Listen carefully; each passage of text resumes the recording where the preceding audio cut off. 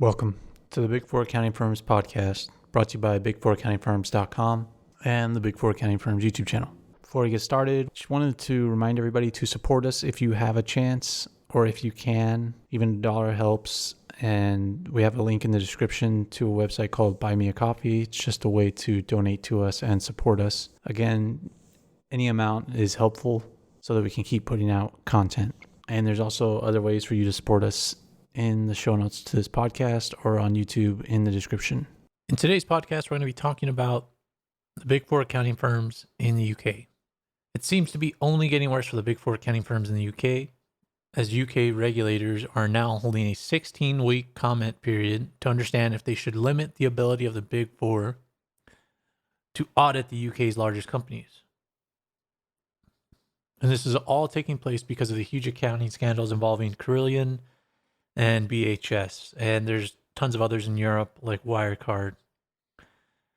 And the Big Four are also facing a cap on the number of FTSE 350 index companies that they would be allowed to audit. Now that's one of the stock indices over there. It's similar to the S&P 500. It's just another index of the largest companies in the UK. And the scope of this wouldn't be limited to the FTSE 350 either. UK regulators would be going after the audits of private companies as well, which means that they would regulate the Big Four accounting firms' audits of private companies.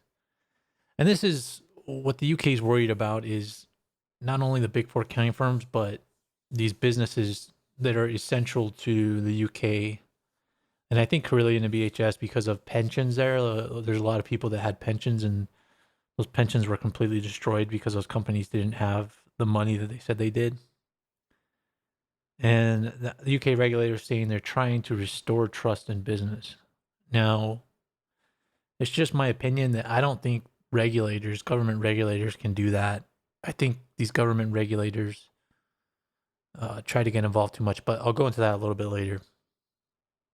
And it's because of these scandals that public trust is lost in these businesses. That's what the regulators say. People's pensions are also at risk if companies aren't audited correctly. And really big shocker here, there would be another regulator launched as a result of this. Because when all else fails as a government regulator, why not create more regulation, right? The regulation you created in the past didn't work, so create another entity with more bureaucracy. I'm sure that will work, as it's worked throughout history, right? And that regulator would be called the Audit, Reporting, and Governance Authority. They would replace the FRC's oversight of the Big Four accounting firms. And the FRC, as we know in the UK, is the one that doles out all these penalties and goes after the Big Four accounting firms. But of course, that hasn't stopped anything. And UK companies and their executives would face penalties if they did not have sufficient cash reserves. And to me, cash is the most important. You can find all fraud and the health of a company by how much cash they have and what's happening to their cash. But the Big Four accounting firms don't really care about cash because cash is too easy. They do basic procedures, and I know some people are going to argue with me over this, but they do very basic procedures. But the more audit that you do over a company's cash and what's happening to it, the better you will be able to understand the health of that company. But most companies have cash in multiple places. It's not in one bank in one location. So what the Big Four accounting firms do over it is not sufficient, in my opinion, obviously, because if it was sufficient, they would be able to tell that their clients did not have enough cash. And that's also what ends up happening, is these companies can't pay the Big Four accounting firms, but by then it's too late. That's really what is the last straw, is the Big Four accounting firms don't get paid. And another thing that could happen is that UK executives could have their bonuses clawed back for up to 2 years as a result of this as well. But even that, to me, is not enough. There needs to be more penalties for executives. There needs to be long jail sentences, and some people actually need to go to jail for a long period of time to discourage this from happening. And then you'd have to teach that to kids that are going to school, and not just accounting kids, right? A lot of this gets pushed onto accounting. As an accountant in the US after Enron, I can tell you that they push this on accounting students. This needs to go to the finance students. It needs to go to the bankers, investment bankers, anybody in finance. This needs to go to.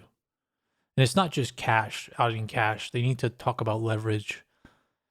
Companies need to deleverage as well, because it's companies that over leverage that go out of business the fastest because they can't pay all their multiples of debt. So that's something else to be considered. And so now I'll go on my rant. Will this stop all the chaos going on in the UK?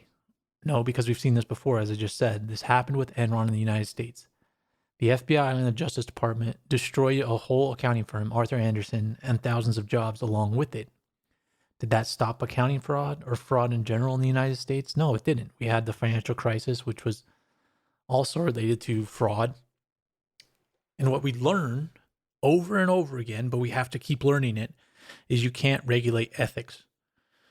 You can try and you can do steps, but instead of penalties, what they need to do is implement rewards for ethical behavior. And they need to do that within the big four accounting firms. They need to reward the most ethical people. But this is counterproductive to what the big four accounting firms do, because the big four accounting firms are sales businesses. Not even sales, they're just revenue. So they try to get people to work around the clock, and they want them to win more clients. And if you're working around the clock, that means you have to have a lot of clients. And if you need to win more clients, that means you're out there selling versus doing a good job. And that's what the big four accounting firms are today. Instead of that, they need to reward people that spend more time on an audit, that find problems in an audit. But that'll never happen, just because it's not good for a client-facing business. And what the UK is trying to do is they're trying to split up. They're trying to do two things. They're trying to split up the big four accounting firms, their audit and consulting businesses, which is exactly what happened after Enron.